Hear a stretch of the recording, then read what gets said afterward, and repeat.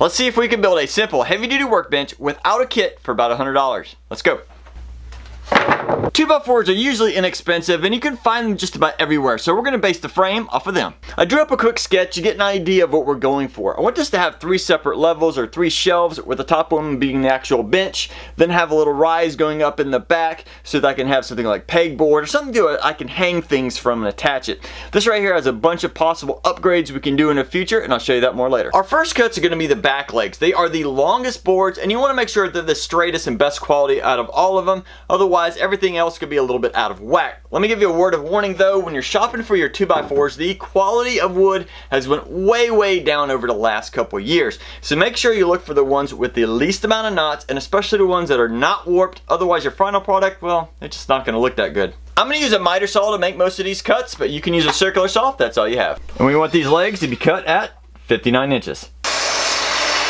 And with the remaining wood, I'm going to use those to cut out the front legs, which will be 36 inches. Chances are, after each cut, you're probably going to have to touch up the end of your boards with some sandpaper because there's a bunch of splinters. Next up, we want to cut out the frame for the shelving that goes all the way around. So we're going to need 6 pieces at 45 inches and 6 at 24. Now normally I don't like cutting out all the wood before I do a project, but I figured on this one it'd probably be the easiest for you. Now also cut out some additional pieces. These are 18 inches long. These will actually go up under the shelves to give some additional support. I also need the board that goes across the top of the back 2 legs. That'll be at 45 inches. Now I know that's a lot of numbers to remember, so I created a cut list. Let me show you. These are the back legs, the front legs. Here are the 6 45 inchers. Here are the 6 24 inchers. Here's the 18 that I just cut out, and the 45 for the top. And if you use this setup, you should be able to make this with only 8 2x4s. For assembly, we're gonna start with these shelves first. And just remember, you're only gonna have one real side that'll be seen. So if you have anything like a lot of ink or a lot of imperfections in your wood, just place those toward the inside or toward the back and you'll never see it. Next up, we need a nice flat surface to assemble this on. My workbench is flat, but if you don't have a workbench already, you might wanna consider a floor. And if you are gonna use a floor, make sure you find the flattest spot because a lot of floors are really uneven.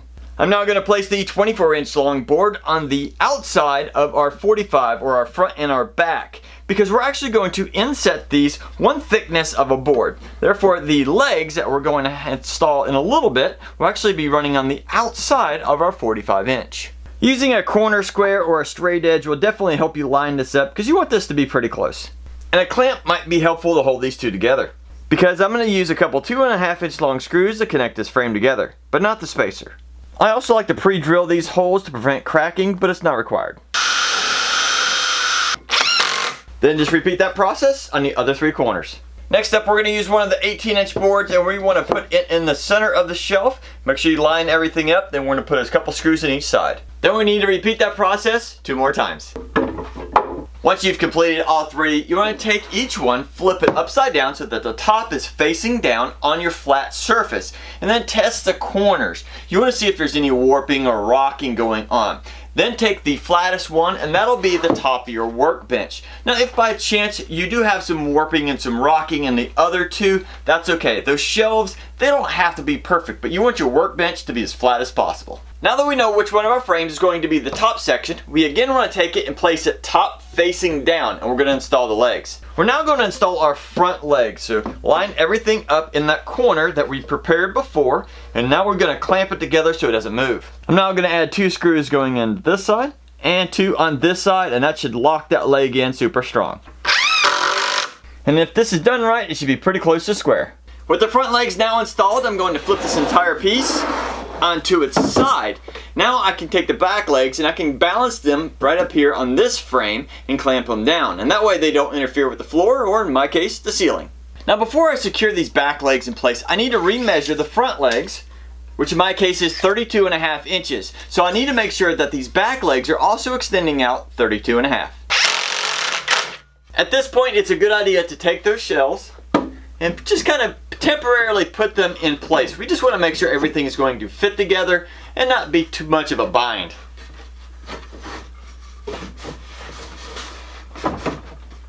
So far so good.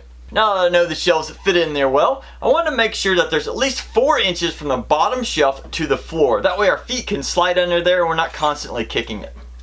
Then I want to measure out the distance between the bottom shelf and the bottom of the top workbench. That way we can get this middle shelf about even. But don't forget, we also have some plywood that's going to sit on top, so make sure you add that in as well. Now that I have everything measured out, I've clamped it in place to keep it from moving, and I'm going to add screws just like I did on the top shelf. Now let's see if we can flip this thing over and do the other side. Oh! Definitely easier said than done. Okay, got it.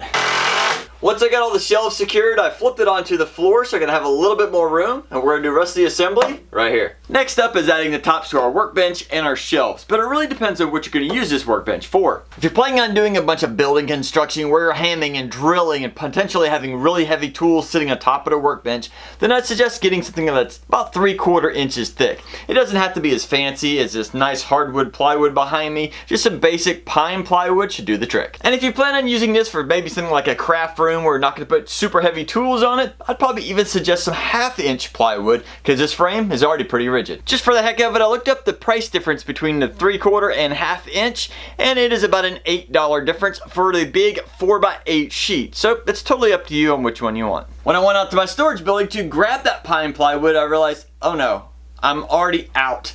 Apparently I used it all up in the last 2 workbench builds that I did. If you'd like to see those, I'll put a link to those in the description and at the end of the video, so make sure you check those out.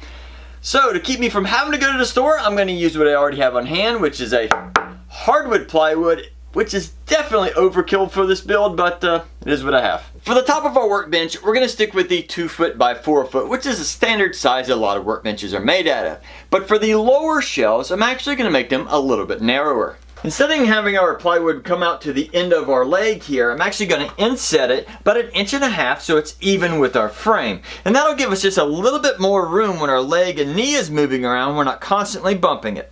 Once we have the plywood cut to size, we need to notch out the back for the legs. And there's actually a couple ways to do this. If you want to be fancy, you can cut out a full notch that wraps around the plywood and it'll look pretty good. But to keep it simple, you can just make 2 cuts and then I'll allow you to wedge it in place.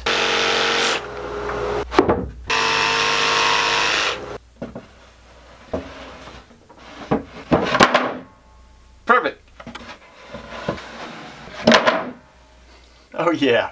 I have to admit I'm a little excited that these went in on the very first try. Usually when you're working with like a 2x4 frame, something's a little twisted and you kind of have to refine your cuts, but first try, that's awesome. I hope this happens when you build yours. When it comes to holding these tops down, the 2 lower shelves I wouldn't be overly concerned with because they might shift around just a little bit, but they shouldn't come out. They're kind of sandwiched in between the 2x4s.